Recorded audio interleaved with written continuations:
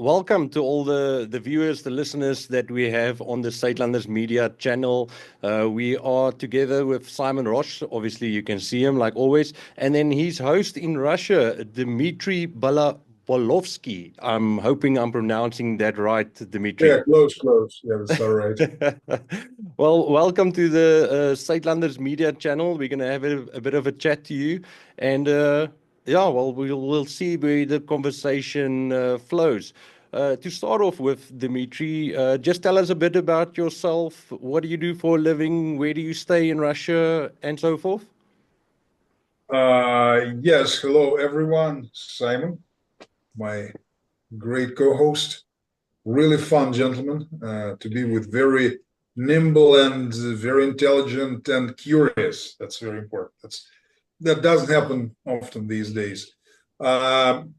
Yeah, I stay in Moscow. I'm a born and bred Muscovite.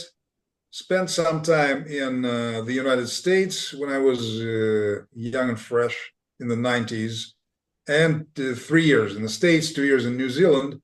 And I used to be a bullion dealer, and one of the kind of my semi-professional hobbies is trying to attract conservative Westerners to this great country of ours. So yeah, this is basically about me. Married, the fourth child on the way. Yeah, so. Okay, very nice. Yeah, Simon did tell me I have to go check out your YouTube channel, Russia Move. I've watched a couple of your videos. I like the farmland one, especially, or the two that you did for the farmland. And are you still busy helping conservative people coming to Russia? I've been on a sabbatical for a little while, but see now Simon appears, and I'm hoping to establish new connections and meet new friends, and yeah. I have some people I talk to, but I'm not actively engaged right now. But it's the doors are open, so. Yeah, yeah. Well, coming from a farming community here in South Africa, that's the videos that I really like to see, because I think a lot of conservative people, especially in South Africa, uh, would like to see the farmland, and you showed it perfectly through your videos. How does the soil look? How does nature look? How does the trees look? And I think that will get a lot of people excited to see that. Wow, there's some proper fantastic farmland in Russia. Hallelujah. And South Africans, especially the Boer people, will be very welcome. And there are Boers living in Russia already who moved there,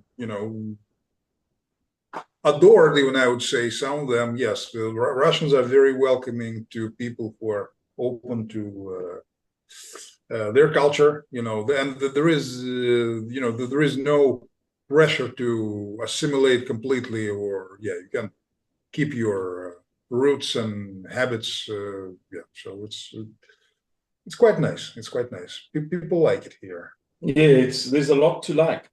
I keep on saying to Dmitry, I can't understand how they so successfully alienated us from Russia as Westerners.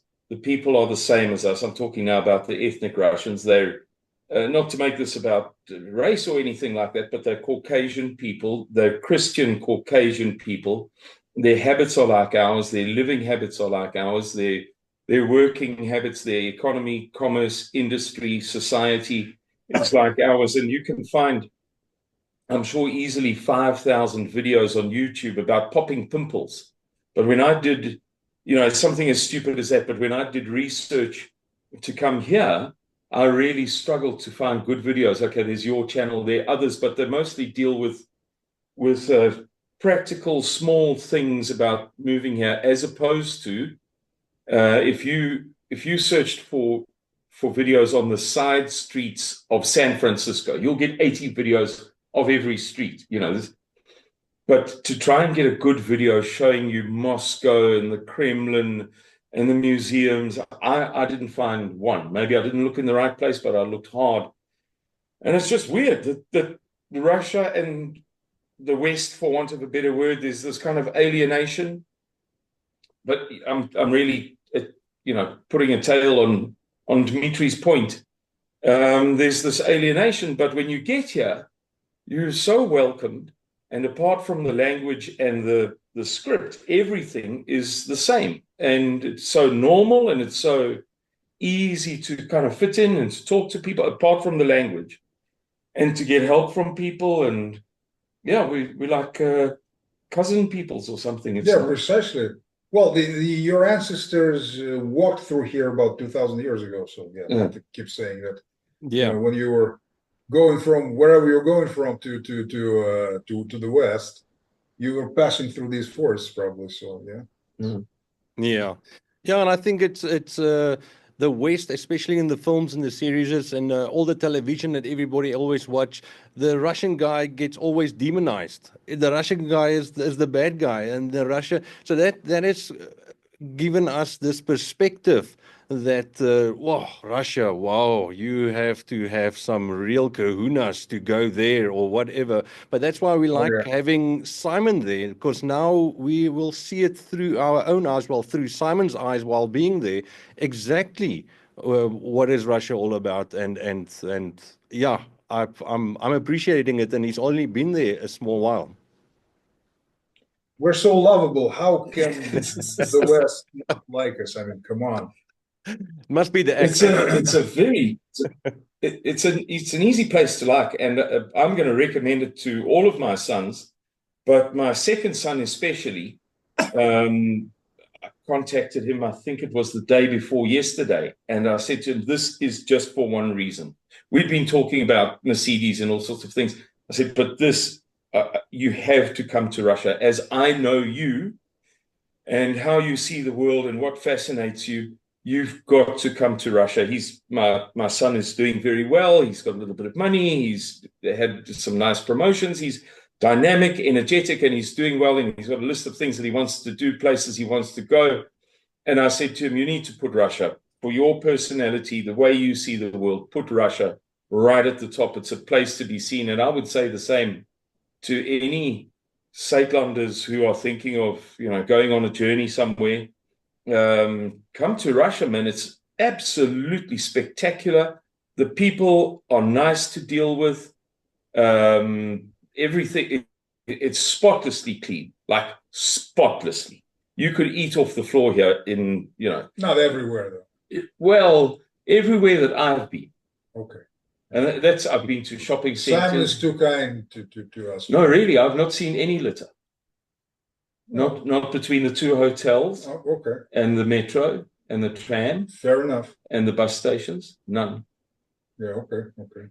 And it's, I'm staying in a cheap hotel, or fairly cheap hotel, and it's not grand. There's nothing fancy about it, but it's spotlessly clean. It's a place to visit. It's a place to see, Marius. You see, I could talk all day long. The food is about 60% the price of South Africa and easily half the price of the USA, maybe like less than half the price of the USA. Getting around on the metro and the tram and the bus is dirt cheap. And it's safe too. And it's safe. Yeah, it's absolutely safe. I took a walk the other night I couldn't sleep, midnight, and I just strolled, and not for 1 minute did I think, oh, dear me, I wonder this corner here, or I see it's a bit dark over there.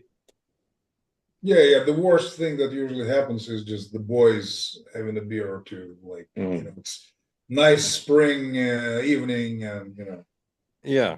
They're usually not violent, so yeah.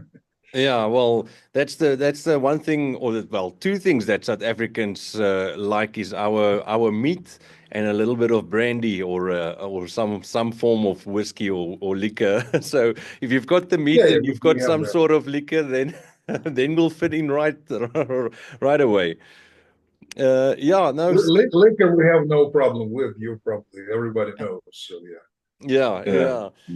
No, it's good. I saw a video of these 49 South African people that went to America, got their refugee status, and somebody said, well, they are going there now, and they're leaving South Africa behind. But somebody made a post and said, do you know what these families won't be doing this evening? They won't be double locking their door. They won't be checking the burglar bars. They won't be checking the cameras to see if it's working. They won't be locking the gates inside the house to keep out the intruders. Tonight, for the first time in years, they are going to sleep soundly without any worries. And it hit so much home that this is our situation in South Africa. And now, like Simon is saying, he's walking about in the middle of the night in a city, the biggest city in Russia, most probably, and he didn't care. He was, and yeah, we missed that in South Africa, man. Yeah, and then Simon is not the softest of targets. I can tell you that the subway closes at 1, and you can see young girls like in miniskirts walking out. Well, they're looking around. I mean, let's be honest here. Yeah, but things do happen. It's a big city, but the very fact, because when I am like during the Soviet times, it was completely safe. Like completely. When I was 6 or 7, I was walking around the district for like 4 hours without supervision. In the 90s, it was horrible, and now it's back closer to the Soviet times. And it's it's more or less. Yeah. Yeah.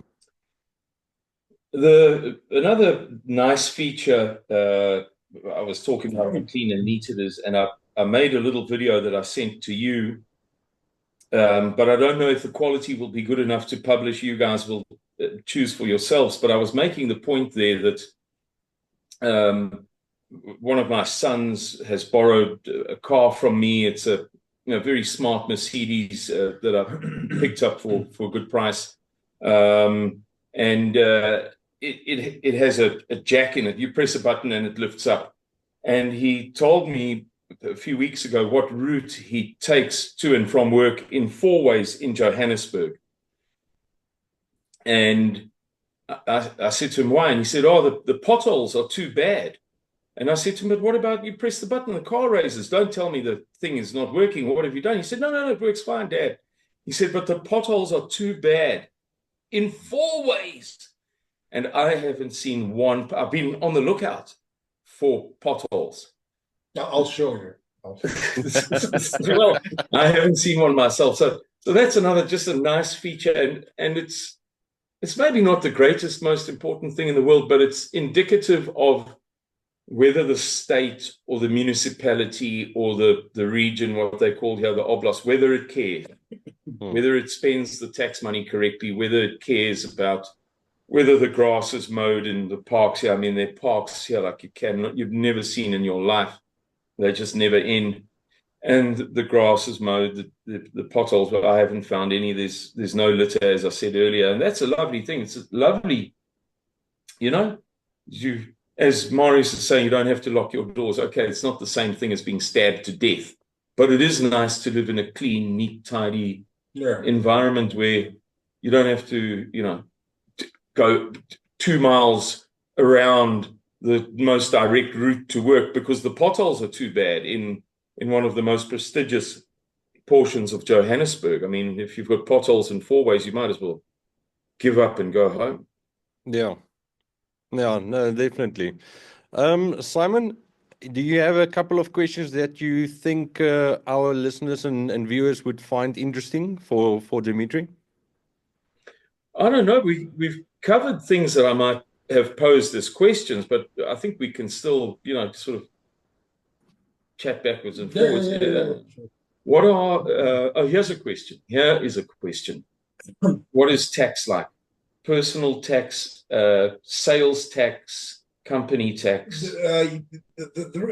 Like 2 things that kind of stick out is we have a very low rate of personal taxes. So if you work alone, you pay 13%, 1-3. But the social welfare taxes for companies, they get up to like 45%. It's really it's a pain with this. It's not very attractive. I mean, people do work, they have businesses and all that, but It is a very common thing to split businesses here, you know. So you have there is a very popular format, individual entrepreneur, and you can use it for yearly sales of up to about $2 million US. But if you want to go higher, then there is, you know, it's not perfect in this respect. Definitely not. Like I can tell as a Russian, and I'm hoping that they will smooth it out, because it's always a complaint with business people, these social taxes. Yeah. Your wife is a very successful entrepreneur. She's got a big business worth millions in dollars terms. Mm-hmm. If I was employed by your wife, I would pay 13% tax. No. You would pay probably nothing. The company will pay for you. That's how the system works here. Okay. Yeah. So you're not really have to submit like a yearly declaration. Like in America, South Africa. Yes. Okay, so the company just takes it off one time, and that's 13%. Do I understand? No. It's up in the it could be in the 30s, could be in the 40s. Yeah. Okay. This is one of the imperfections, but you know, this is Russia, so we tweak and, you know, tune and do all kinds of things with it. It's the beauty of this country, I can tell you, despite, in some ways, Russia is quite authoritarian. It's not even about politics, like the first thing would come to mind. That's, yeah, you say a bad word about Putin and you go straight to jail. No, it's not at all. Actually, if you type in, put in Putin in Russian into YouTube, I actually have a video about it. There was 3 years ago, there was one pro-Putin video on top, actually it was, and like 30 or 40 against, but against like in a violent, abusive way. So yeah, they're still there. You can watch them. So yeah, that's it. But surveillance is, Moscow is one of the most surveilled cities in the world. It's all, in this respect, we're ahead of the whole world. Europe is way behind. America is behind as well. Yeah, so this is the bad thing from my point of view. You know, I don't like it. I don't like the Big Brother. But there is a libertarian streak. Like all Catholic and Orthodox countries, we're anarchists by nature. So, for example, just give you an example. My wife has a shop, dress rental, one of her like small businesses she started with. So you can go in, women go in, and they choose big dresses, and by law, you're supposed to sign a contract with the company. It's like a one-page thing, but maybe 1 in 300 asks for it. So yeah, it's nobody cares. And the same with the kindergarten. My children go to English kindergarten with English language, where they learn English. So again, by law, you're supposed to bring in all kinds of shots and diagnoses and all that. They don't ask for it, and nobody cares. You know, it's a beautiful thing. Even though there are, again, if you go to a state school, there are things that they would force you to do in terms of shots into your arm. Yeah, so it's, but I believe the direction is right. We need to lose some Soviet stuff that's still like hanging around, but not also some. Actually, you know, I imagine your viewers, you know, rolling their eyes, being conservative South Africans, but there was some good stuff in the Soviet Union, like definitely there was. But some of the more outdated, obsolete things, yeah, we still have to lose. So yeah, it's very mixed, but the direction is correct. The direction is right. I believe in it. Yes. So just to clarify, the 13% tax is that if I'm like a plumber, or I'm self-employed. Or yes, if you're self-employed, yes, there is 13. There is, I think, 15 for. There is some kind of grade there, yeah. But yeah, basically you can pay 13, and you know, people will be paying you in cash to all out, and you're supposed to have a you know, the apparatus for making checks, and you know, there might be no connection, and you know, it might be broken. Well, I can tell you honestly, I will pay that tax with a smile if our country can go back to the way that you guys are describing that Russia is at the moment. I won't mind paying that tax. If I know my value of my money has increased, so I can buy more with less money, the streets is safe again, the potholes is filled, the street lights are working, no load shedding or power outages in our country. If my money gets used so that we can become as good as Russia is at the moment, I won't mind paying that tax, to be quite honest. Yeah, for sure, for sure. Many people do, not all. Still, she still remains Russia. Yeah. Yeah. People here say that they have, they get hay fever because of taxes. So yeah, it's a local thing. Yeah.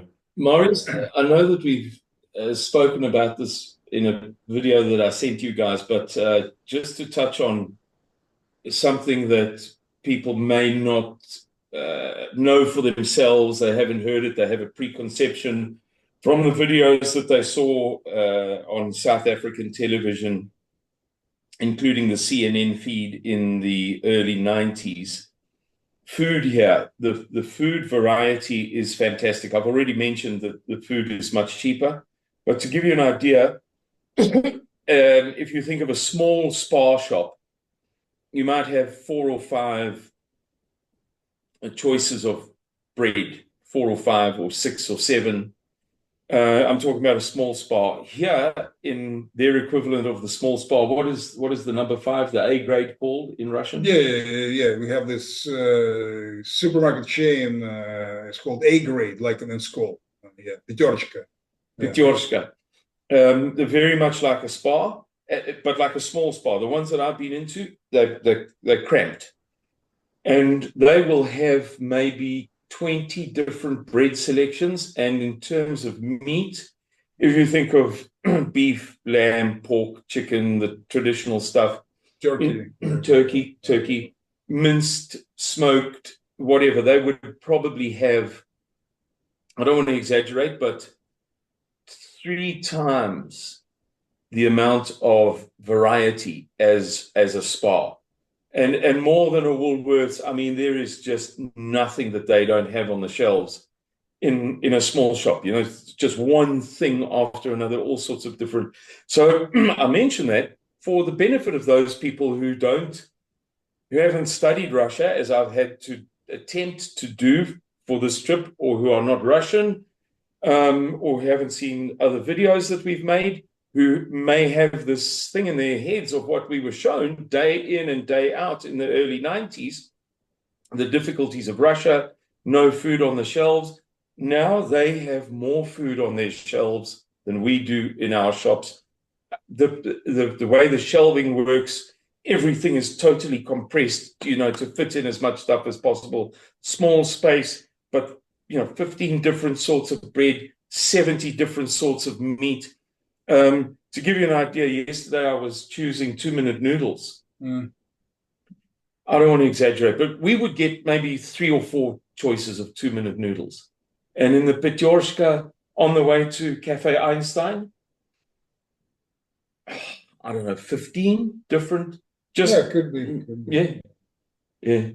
No, we're definitely not starving. I mean, look at me. Yeah, it's all good with food here. Yeah. Muscovites are very picky. Lots of kind of health food fanatics here, and that. So yeah, we got plenty of selection. Yeah. Was there, Dmitry, was there in when the war started with Ukraine, was there a bit of a dip in the supply of certain things to the shops, or was it bountiful the whole time? Yes. Yeah, there was like a thing that stood out was white A4 paper went missing, so we had yellowish one for a while, and some other things. Yeah, there were. It was not like it's not that there was nothing to eat. Yeah. Let's say like cheeses disappear. Even now you can buy them. You can buy everything actually. If you go not to Petershka but to like an agricultural market, it's like a store too. Yeah, you can. The variety of cheeses is unbelievable. 50 or whatever. Yeah, you can get Yeah. Anything you want, honestly. Yeah, I asked the question because the West media made us believe that you guys with the restrictions and the you guys almost sanctions. Yeah, the sanctions. You guys almost went hungry for 6 months or 8 months before you started producing producing your own things. I can tell you. So a lot of Muscovites would say, "Oh God, they wish that would have happened." It's easier to slim down a little. No. Yeah. Okay. Yeah. No, I just wanted to clarify that it's not at all what the picture is. What they said. How it is. No, it's not at all. I told you I was telling my son about Mercedes. He's fascinated by Mercedes. I'm not interested in motor cars at all. I just happen to have that old, well, Anton Rupert's. It was his last car before he passed away, and then they got rid of it. And I just by sheer luck, managed to get it for a good price. But that son is fascinated by Mercedes. And I told him the first day that I was here, I landed at Domodedovo Airport, then came here, and then went home. Went to the hotel, and then came here, had a braai here. They put on a braai for me, lovely. And the taxi on the way home got lost. So for 35 minutes, he drove in the wrong direction. So in all of that, I got to see quite a good amount of mileage of Moscow. The next day, I was on the phone to my son, and I said to him, "You will not believe it, but I've seen in 24 hours or less than 24 hours, whatever it was, more AMGs, S-Series, Geländewagen, and Maybach Mercedes than I have in the rest of my life put together in Sandton, Cape Town, Franschhoek, Die Parel, New York, Washington, Hamburg, Frankfurt, Berlin, all of them put together. Don't meet those. I'm talking now about the best of the Mercedes, Maybach, S-Class, Geländewagen, and AMG. Every second street, there's one of them. So that's, again, just an indication of the sanctions thing. Yeah. What a load of rubbish. All the spare parts are still a problem for many brands. Yeah, it is. They are. Yeah. You can get it, but it's like twice as expensive. Actually, the prices of cars went up crazily, especially if you compare them to apartments, like 3-4 times as things like more expensive brands. Yeah, for sure. It's crazy completely. You could have, if you bought something in the beginning of 22, could have made a fortune. It's that did happen. Let's fair here. Yeah, and balanced. Yeah.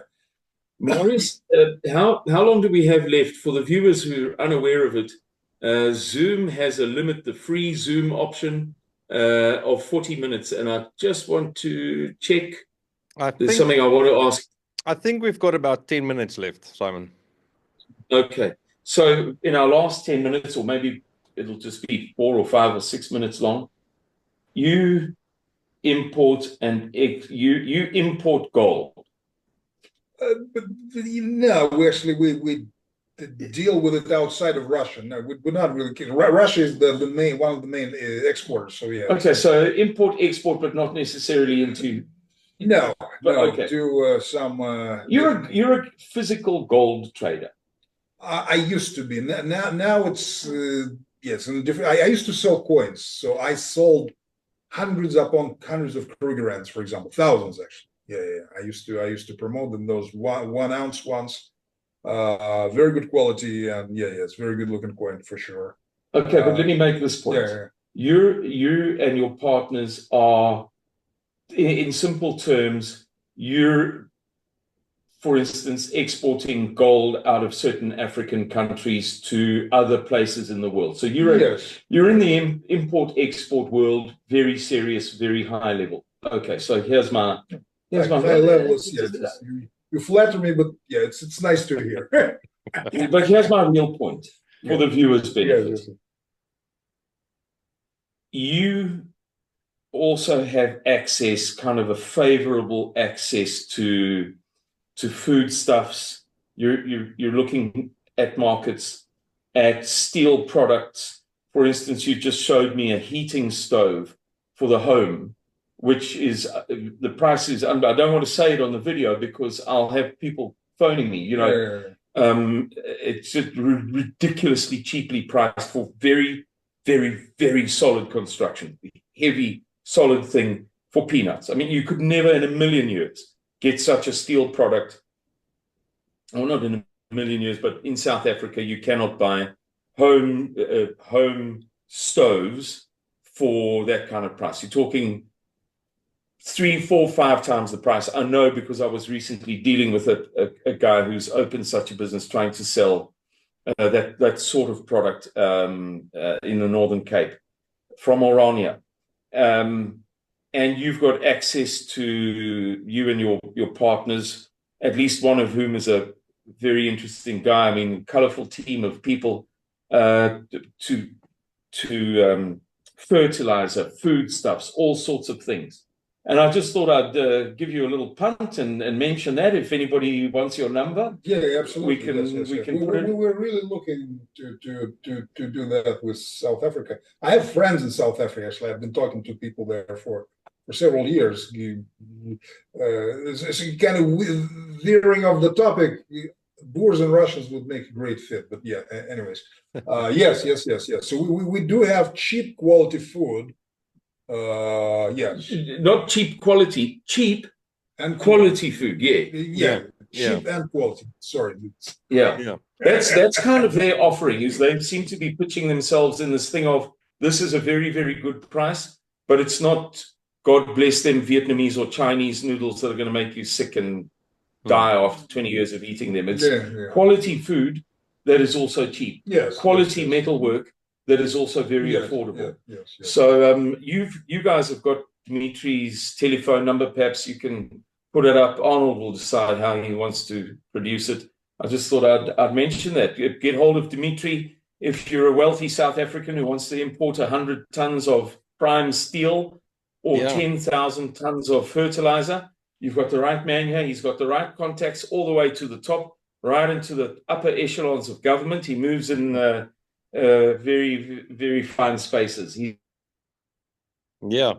Well, Dimitri's got our WhatsApp number now as well here at our old number at Radio Groot Rivier. So he can just send me a link or send me the telephone number and we can add it in the description of this video.